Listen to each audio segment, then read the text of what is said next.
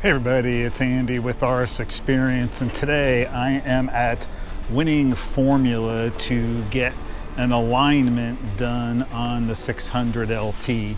So about a month ago, thereabouts, I had 4 new tires put on the car because the other ones were pretty much bare. So after a lot of work finding tires, and I don't know if some of you guys are looking to get tires, but like everything else in the supply chain, it's really hard to get tires. And I could only get these tires from McLaren. I couldn't get them any other place.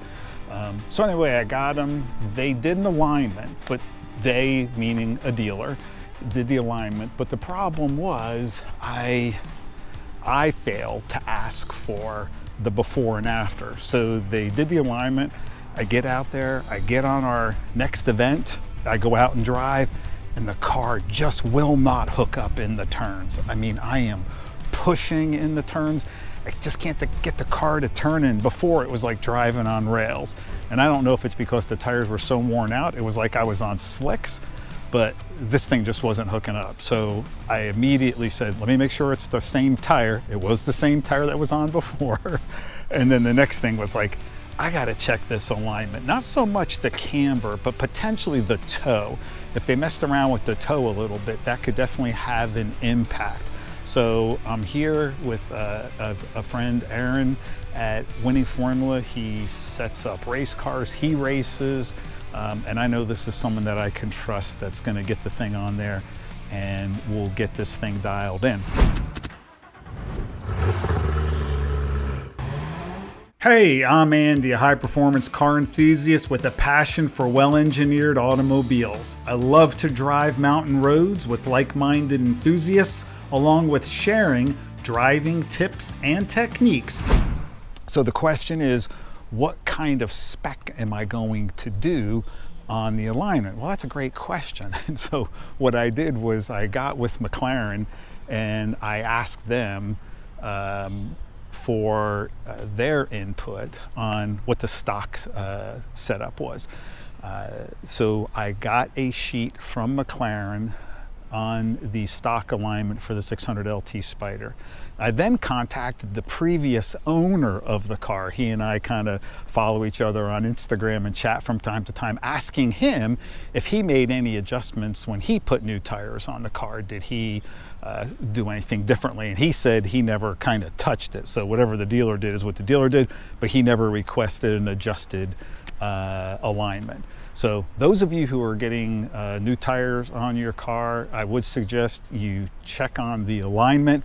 If you're just driving on the street, probably the stock alignment is just fine. If you're doing anything on track or more spirited driving in the mountains, I suggest you get with somebody who knows a little bit about what they're talking about with regard to the camber and toe setup that's right for you.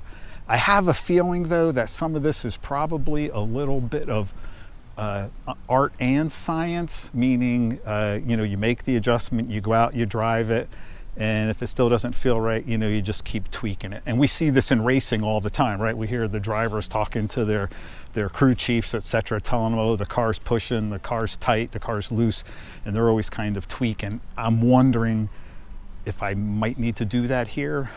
Not sure if it's going to be perfect when it's done, but Lord, I hope it's a little better, because the last time, it just would not hook up. So when that happens, what do you do? Well, you just back it down. You just slow it down. You bring your braking zone back a little bit. You just slow your entry speed to stay safe. Just couldn't go in with a fast entry speed. That's what you have to do. Here is the before. So before we make any changes, this is what the alignment looks like. So the camber adjustments, front and rear, they're saying are good. The issue is the toe, and you can especially see in the rear there. So we've got some work to do. So over here we have the McLaren. This is the McLaren stock toe and camber adjustments. So you can see the camber is pretty much where we're at. But the big difference is going to be the toe, and especially in the rear, that's going to make a big difference on the car feeling tight and not wanting to turn. Okay, so we've got the alignment, it's wrapped up, and so we're going to talk a little bit about the before and the after, and then what this impact should be or will be on, you know, the driving characteristics, some of the stuff I talked to you earlier about what I'm seeing. So Aaron, kind of walk me through kind of what we have before and after here. Yeah, sure. So the before numbers, our camber values look pretty good. Those are set by shims on this vehicle, and they don't tend to wander or move around unless there's some damage to the vehicle from like an impact or something of that nature. So we have really square camber numbers. We actually don't have caster angles on this sheet. This was a before sheet. We do have those on the final sheet over here, but the caster angles are really symmetrical, so we don't have any evidence that the suspension's damaged or bent in any way, shape, or form. But we do have some really big toe angle anomalies, both in the front and rear of the vehicle. So we've got a lot of toe in on the left rear, a little bit of toe in on the right rear. What that creates is a big thrust angle down here. I actually think the front end was more of your impressions as a driver. It's got a lot of toe out in it, nearly 4/10 of a degree. A little bit of toe out can make a car feel nimble and kind of happy to turn into a corner. A lot of toe out, which is what I would characterize what we have here, will make the car feel generally unstable at high speeds, and then it can also make the car understeer from the middle of a corner to the exit of a corner. So car may be keen to turn into the corner, but then understeer off of the corner. Got it. So I think this excessive toe angle in the front, which isn't good for tire wear or any performance characteristic on the vehicle.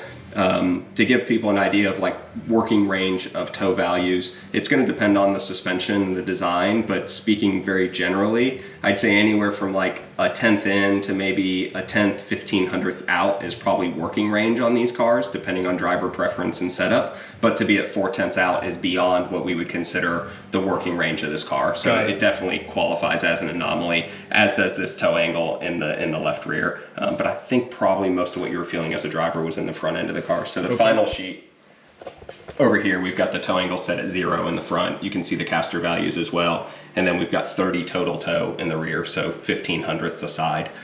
This should put the McLaren back to where it was when it was a fresh new car. Yeah, no, that's, yeah, I'm really looking forward. I'll be down in the mountains next weekend.